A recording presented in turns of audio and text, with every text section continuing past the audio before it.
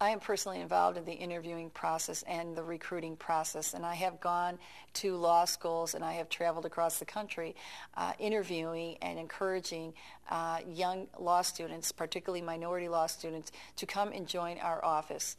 I would love to see our minority numbers increase. We have done a good job up to this point, but more needs to be done. I am proud to say that the last class that we hired in November of 2007 was 40% minority. And I would continue to recruit heavily to encourage young minority law students to get engaged in our office and consider consider this as a career.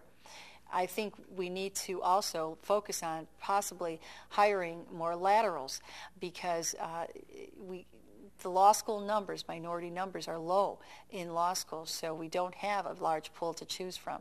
But perhaps we can go and rehire and bring back maybe some former prosecutors and have lateral hiring in order to increase our minority numbers. Lateral hiring would be hiring attorney who is, several years out of law school, because normally our biggest class are law students who just passed the bar and it's their first job out of law school, and that's typically how we have always hired.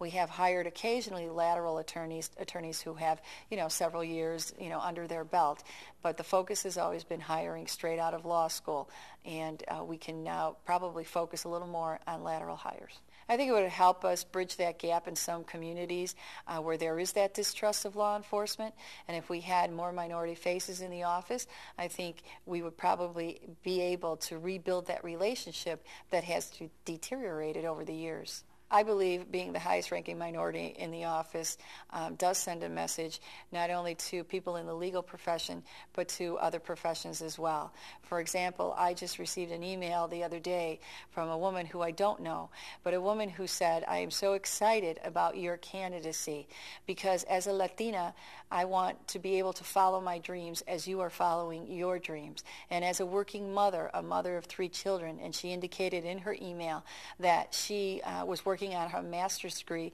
working full-time, and being the mother of 3 children under the age of 3.